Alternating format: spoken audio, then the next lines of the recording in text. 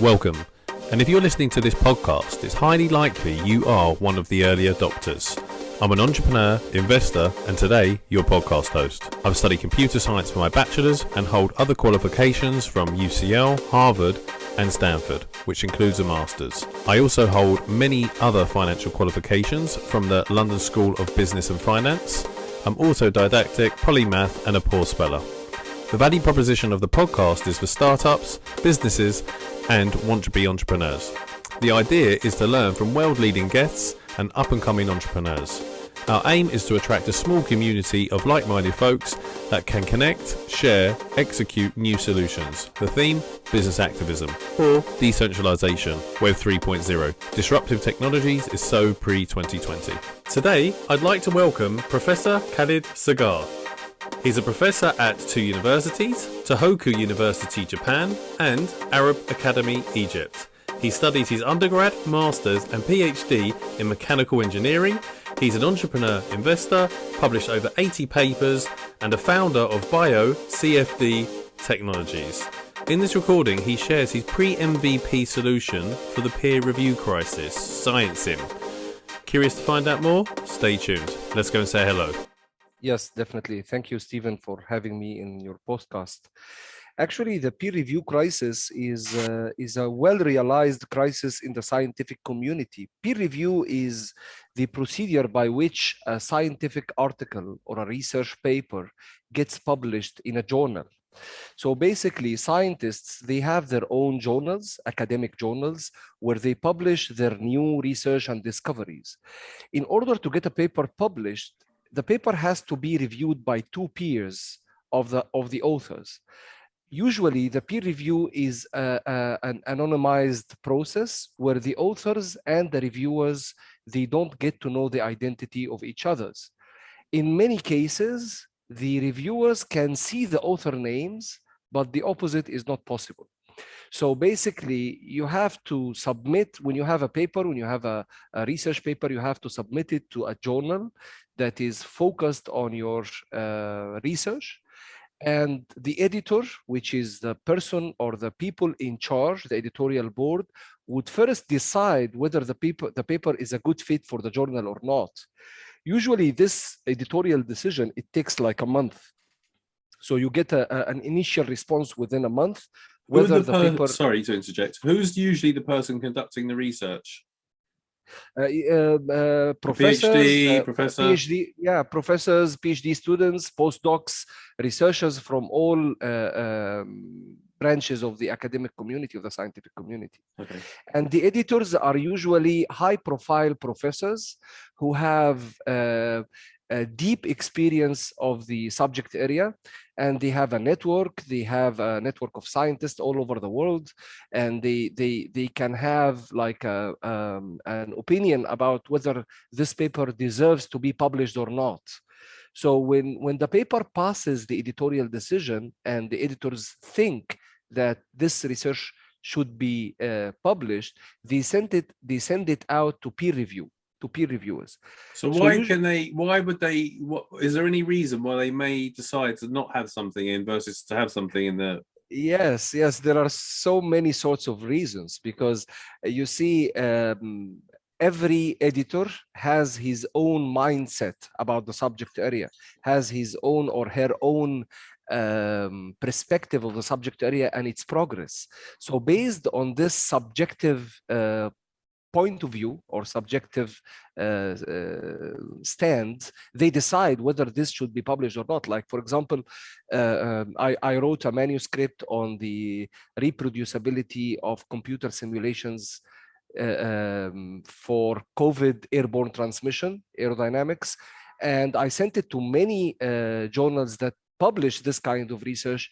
The editorial decisions were all negative and justified by that we need people to trust computer simulations, not to see the negative side of it. So we need people to rally. We need people to move forward towards compliance with social distancing that is only proven by these kind of computer simulations, and hence, which is non-scientific. Scientific is supposed to be debated and challenged. Yes, but the thing is, when you see the amount of papers that were published on, they use computational fluid dynamics, which is my area of expertise. They use CFD to simulate airborne transmission of the virus through droplets, through respiratory discharge, and so on. And they build like the 6 feet rule for social distancing using this kind of simulations. When you see the amount of papers being published, it's huge. Like in 1 year, there is more than 50 studies were published. But when you get a deep look at these studies, you find that only 10% with results that can be reproducible. So basically, they don't even publish enough data to reproduce the results. So if there is any other research group that wants to reproduce the results and do a different scenario, it's very difficult for them to reproduce the results. Fortunately, last month, I got a positive response from Proceedings of the Simulation Society in the UK. It's a SAG journal published by SAG, and they think the paper is worth to be published, but they required like extensive list of reviews, which I'm currently conducting. But just to say the idea, the opinion of the editorial decision is all subjective. You never get to question the editorial decision. Editorial decisions are final. So you do the, sorry, you were about to say that there, but effectively you do all the research, becomes peer reviewed, so your peers reviewed it, and then the editor has the final say if this is good to be published or not. Yes, the editor has the final say in 2 stages. In the first stage, before peer review, whether it is to be peer reviewed or not, because there is a long backlog of papers in all journals waiting for peer review. And the editor also has the final opinion after the peer review. So the crisis happening in all 3 stages, because inside the peer review process itself, there are so many problems. So where do the publishers, what's their business model? How do they get their money, income?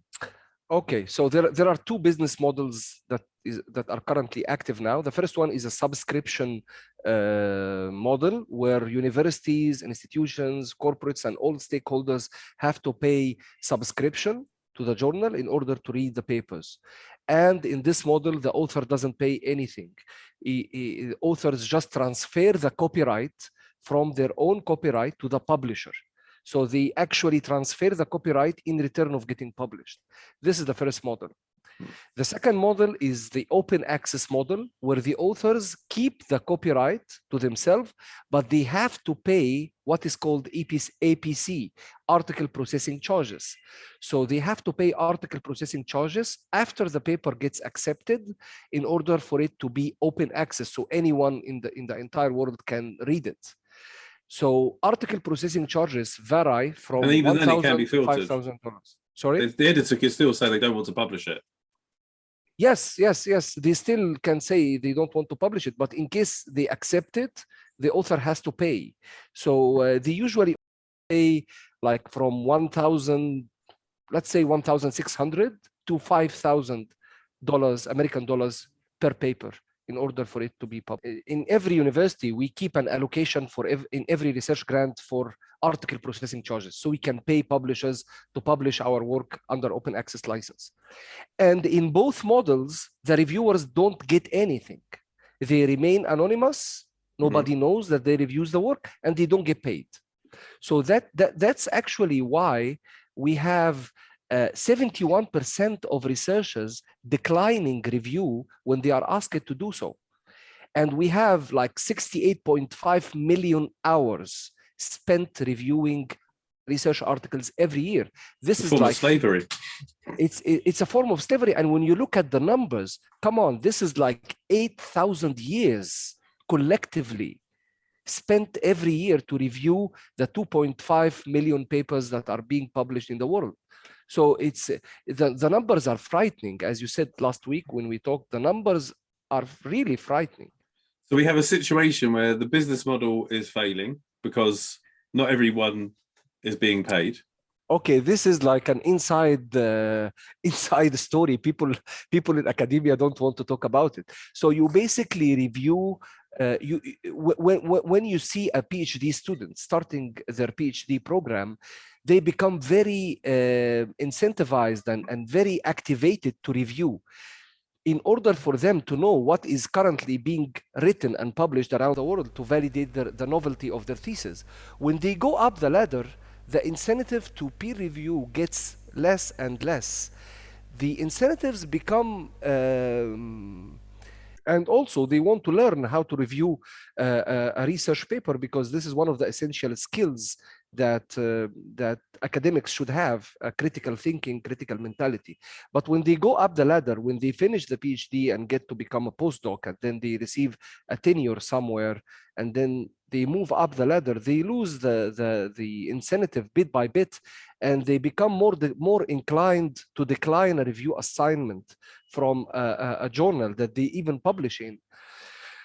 Why is that? Because basically there is no incentive, and because every active researcher and every active author in the world find their own kind of a lobby to work in, like a scientific society, a professional society, where they can become a member and then publish to work in, like a scientific society, a professional society, where they can become a member and then publish in the journal of this society, and then other members whom he meet or she meets every year in the congress of this society, they get to review for each other. So it's like a lobby. So that's why you have a backlog, and you have millions of hours wasted every year on peer review, and you have over 70% of declining rate.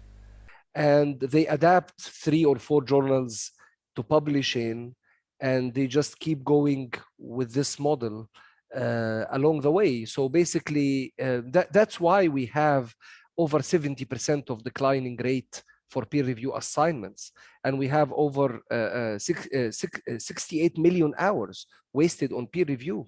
So it's like if you divide the number of hours required for peer review annually by the numbers of papers published, 2.5 million, you get something like 20 hours per paper, which is not really the case. So there is like a huge time wasted in peer review, and a huge backlog of papers waiting to get published. Authors wait roughly 3 to 6 months for their paper to get published, sometimes a year. And the journals which have dedicated reviewers and editors, like Nature, for example. Nature has a group of journals that have dedicated editors and reviewers, but they are very selective based on what is currently fashionable in research. So let's say you have a huge corporate assigning a multi-billion-dollar budget to focus on a specific new technology, or climate change. The year after that, you will find that all the top journals only accepts paper that talk about this subject, like what's happening with artificial intelligence in medicine and healthcare, like what is happening with fintech, with financial technology, like what is happening with what happened a couple of years ago with graphene, the new carbon-based material, and a few more years before that, what happened with the nanocarbon tubes. So basically, when you have like a global financial potential heading towards a specific research area or subject or new topic, automatically you find all the big five. They also have knowledge discovery products, platforms that they sell with a SaaS model to big corporates in order to see where the science is heading. So basically, the publishing company, the top 5 companies who control like 70 or 80% of the market, they also develop what we call knowledge discovery platform. I don't want to mention any names or brands. So the knowledge discovery platform is a platform that does text mining, subject discovery, knowledge mining. When you think about genetics and molecular biology, they have this very powerful platforms to detect protein compounds from published research papers and get the context of speech around it. So they have these platforms and they license it to big pharma companies, to big corporates. So the big corporates can have a very focused window and perspective to look at academia and to look at where the science is heading. But actually, it also works the other way around, because when the corporates have a specific direction that they want to head, they want to go to, they give grants. They give grants through government or through institutions or through even venture capital sometimes. So they give grants to specific research groups to lead this kind of research. And automatically, because the publisher has the both ends, they have the end of the academia and the end of the corporates, automatically the publisher gets journals tuned in to follow this direction. I'm not saying this is like a 100% of what's happening, but this is where the problem lies. This is where the problem comes from. There are many disciplines, like what you say, what you think about in mathematics or philosophy or sociology, or when you think about civil engineering, for example. There are many disciplines that are not really influenced by this kind of malfunctioning industry. They are not really, because they are not hot, because they don't have a lot of money. But when you look at biology, when you look at molecular biology, when you look at drug discovery, drug targeting discovery, when you look at these kind of things, when you look at transportation, when you look at petroleum engineering, at environment, come on, these disciplines, they are largely influenced by the peer review crisis. And then do the publishers receive any sort of funding from grants, or are they totally independent? They are really independent, but they sell the knowledge discovery platform license at galactic prices, astronomical prices. That's in their interest. Yeah. So what's the solution of ScienceSim? Scinium is an idea. My idea is to use, it's not really my idea. So many people have been talking about using blockchain to solve the peer review crisis for the past few years. What is blockchain and why could it be beneficial? Okay, blockchain is simply a network of computers that has unique protocols to communicate with each other and to validate and authenticate the information that is stored on the network. So what's the difference between like with the current system, because the publisher's just got the research, so it's just like a PDF. You know, okay, my idea was basically, the question that I was trying to answer is how to give incentive to everyone in the industry to engage in an objective perspective and transform the industry from being, so to transform the industry from being only profitable to only one stakeholder to become profitable and incentivized for everyone in the community, from PhD students to professors to universities to research institutions, even to publishers and to corporates. So the idea is basically to use something called tokenization. It's a blockchain sub-technology where you issue tokens, crypto tokens, to represent an interest or a stake in an ongoing process. So how would it work? You got 100% of something, and then you work out the value of. Okay, so let's talk about Scinium. Scinium is basically a publishing project that aims to democratize the publishing industry and get every person a stake in the industry. So my idea was to issue a token offering. It's a hybrid security and utility token offering. And this token offering is like coins, like crypto coins, very cheap. Like the coin is like for $1 or £1, for example, where every scientist can buy some of these tokens. And then on the platform, sorry? Why would they buy them if they're going to get paid? Okay, because they buy them to be able to use the platform. The platform is a decentralized publishing platform where they can use the tokens that they bought in order to do different roles and different processes on the platform. So programmable. So there's like a crypto, like Ethereum. So that particular coin is programmable and it's got certain uses within the. Yes. So I'm a peer review. You're the researcher. Yes. So yeah. So the idea is to eliminate editorial board, to decentralize the decision. So to decentralize the decision, there is a very interesting sub-technology of blockchain. It's called curated token registries. Curated token registries is like a registry where all the people that can vote on this registry have staked a particular number of coins.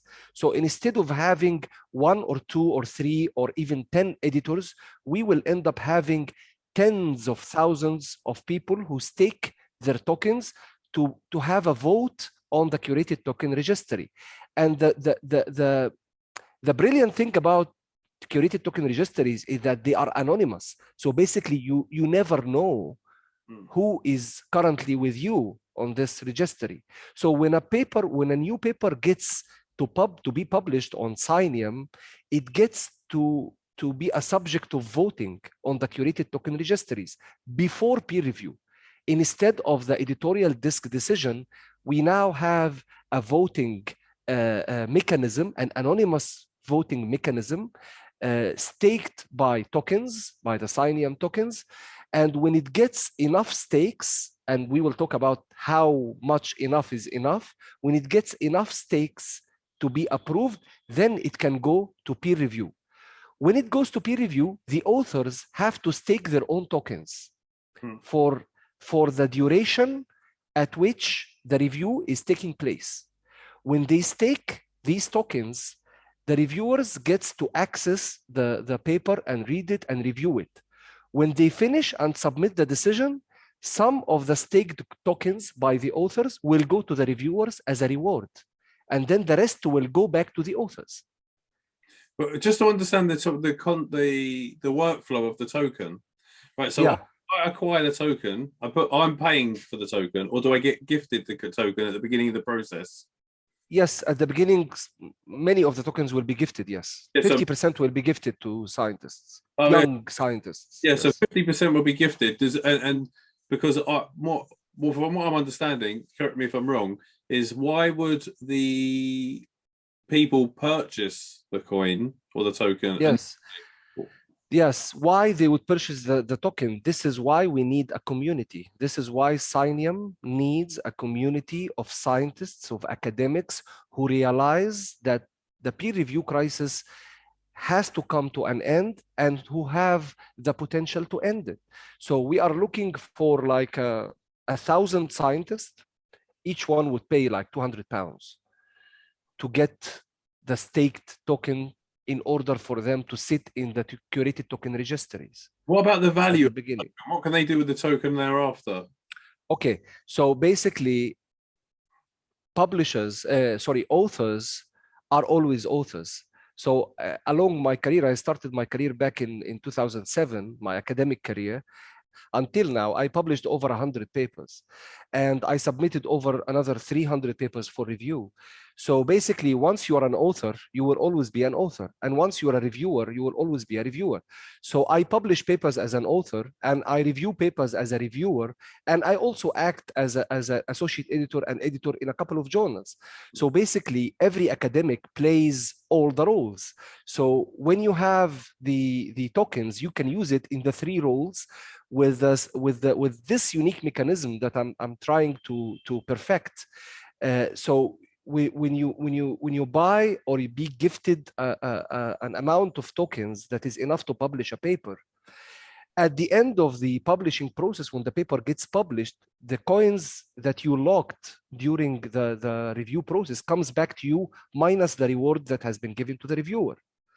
So when you act as a reviewer, you top up again your credit. So it's like using the tokens. The tokens will keep moving from the authors and the reviewers and the curated token registries in order to incentivize the peer review process.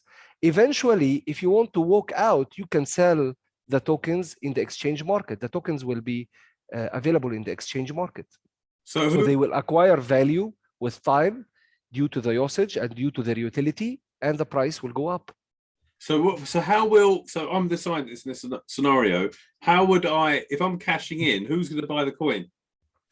Another scientist who wants to make a stake in the journal, to be an editor in the journal, or to publish a paper in the journal, in the platform. Okay, so it could be, so it's almost like an investment, academic investment. So if I was a younger scientist, when I just get to retirement, I've got bucket loads of coins or tokens.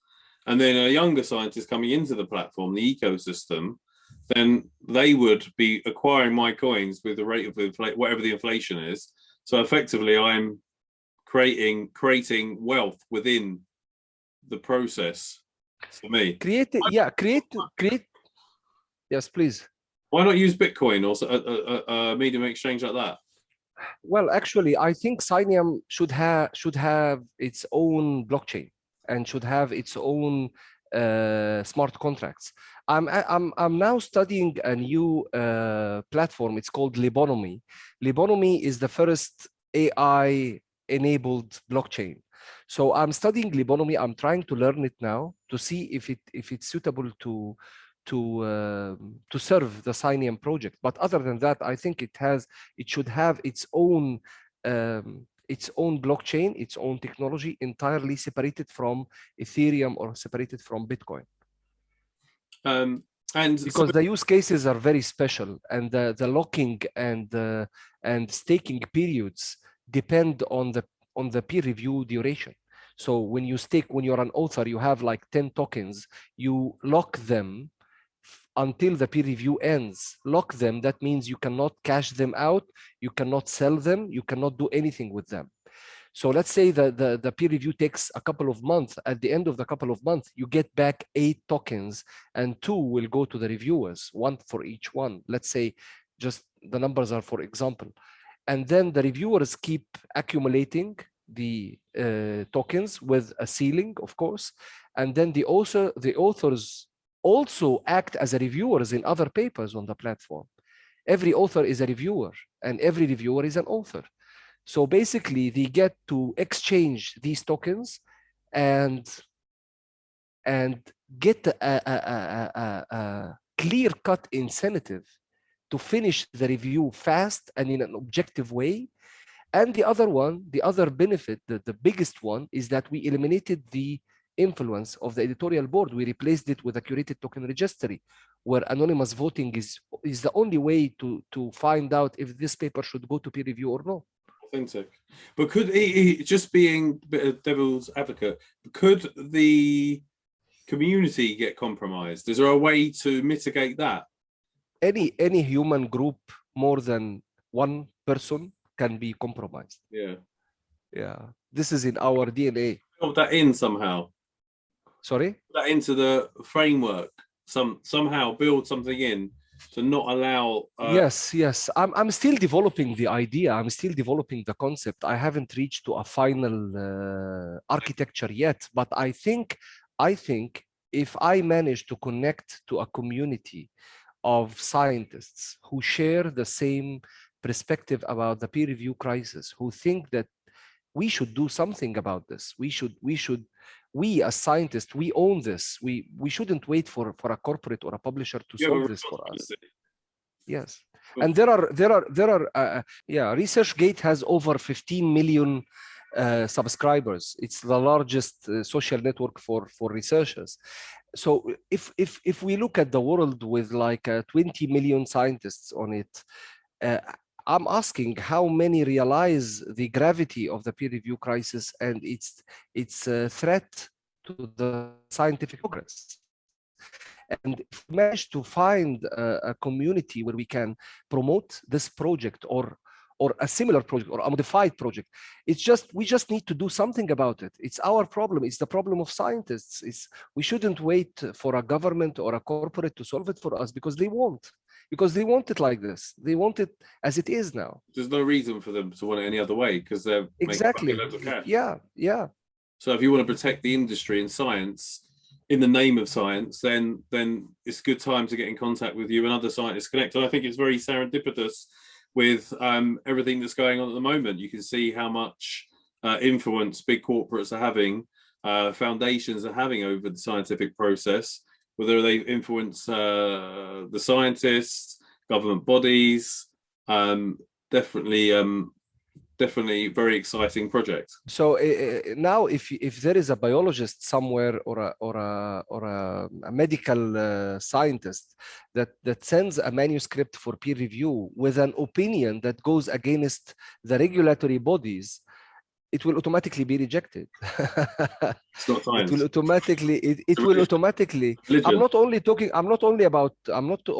about COVID. I'm talking about everything.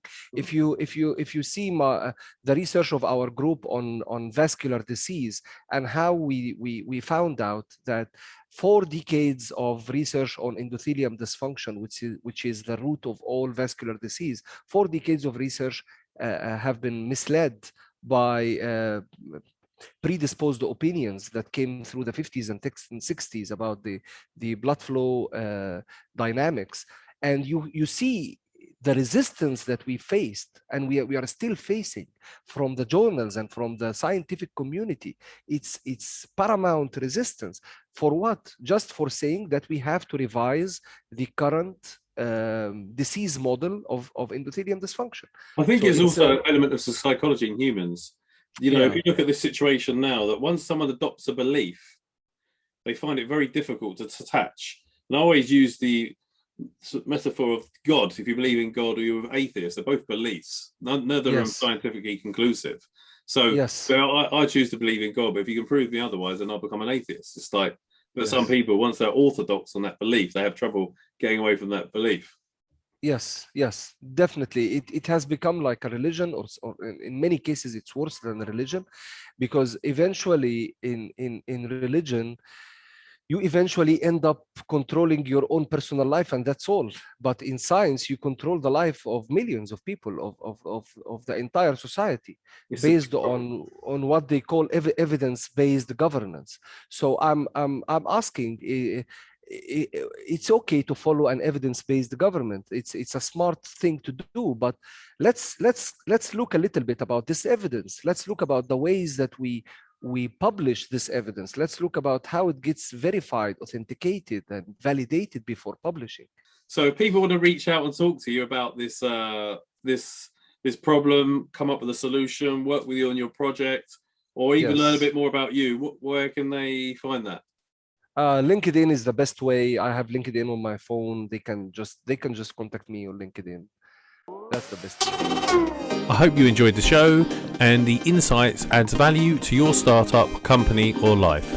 As a thank you to the guests for their time, kindly find them on social media and check out what they're up to. Thanks for me and sending you all the success in everything that you do. To keep up to date with my brand new guests and entrepreneurial journey, hit me up on social media and kindly like, comment, share and subscribe. You can also sign up to my Patreon for exclusive material, sign up to my newsletter at stevencoogan.co.uk for exciting new stuff coming very soon.